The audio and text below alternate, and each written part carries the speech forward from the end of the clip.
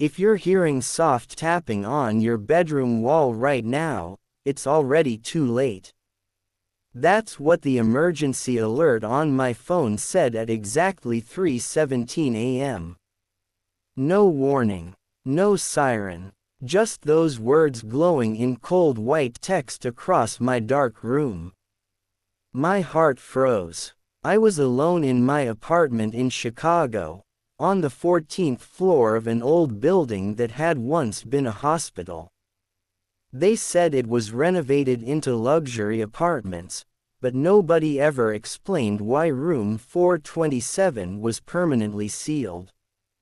That was the room across the hall from mine. And right as the alert disappeared, I heard tapping.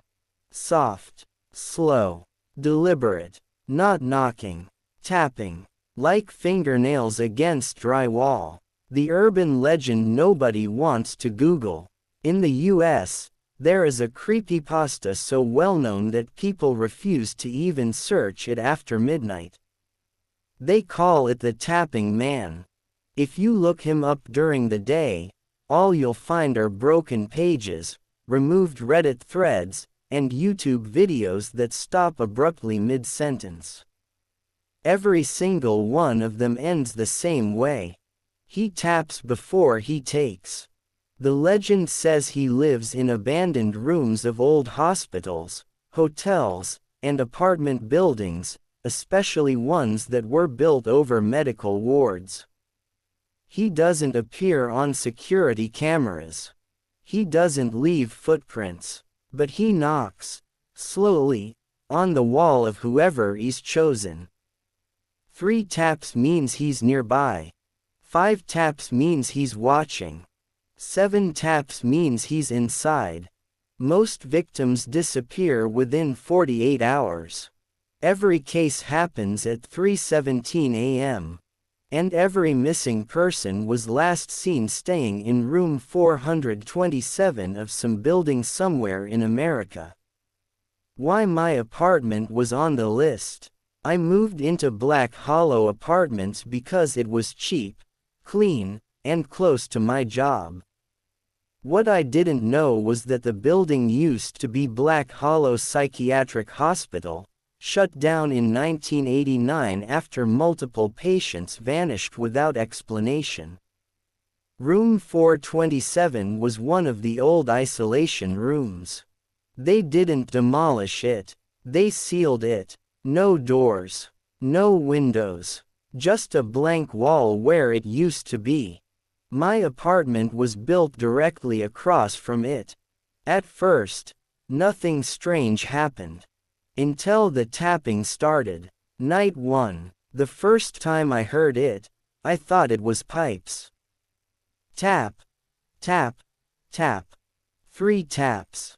It came from the wall behind my bed, the wall that shared space with the sealed room. I checked my phone. 3:17 a.m. A chill crawled through my spine. I laughed it off and went back to sleep. Big mistake. Night 2. Tap, tap, tap, tap, tap. 5 taps. This time, it came from the wall next to my bathroom. I opened the door. The mirror was fogged, and written in the steam were the words, "You hear me." I didn't. I grabbed my phone and tried to call the building manager. No signal. The Wi-Fi was dead. Outside my apartment, the hallway lights flickered. And the door across from me, the one that wasn't supposed to exist, was slightly open. Room 427. The man in the wall. I don't know what made me look inside. But when I did, I saw something that destroyed every part of my sanity. The room wasn't empty.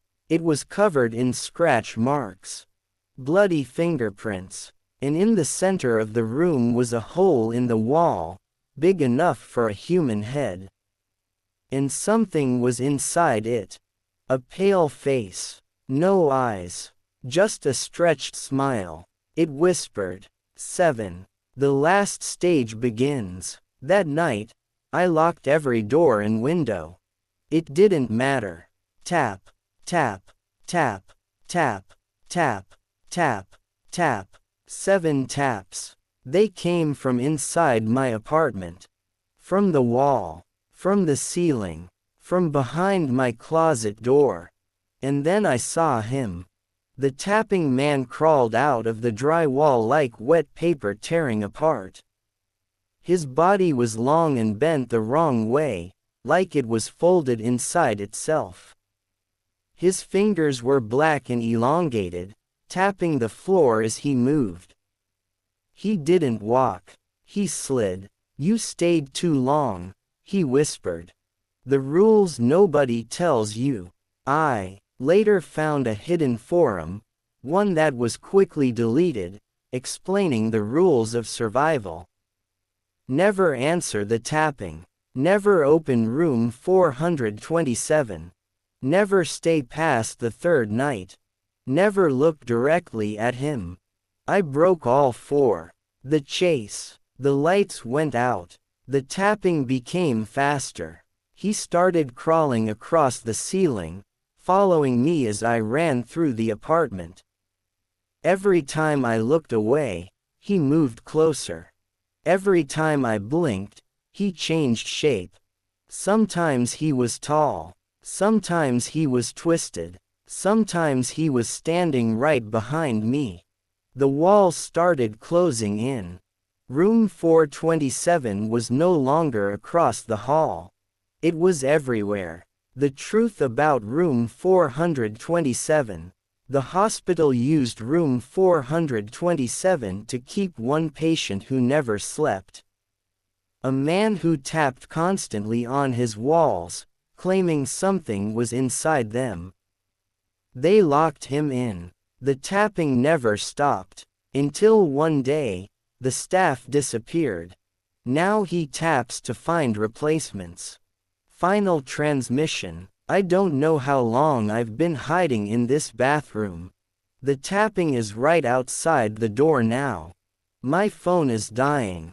If you are watching this on YouTube, if you hear tapping after this video ends, don't answer. Don't look. And never stay past the 3rd night. Because he's already counting. Tap, tap, tap.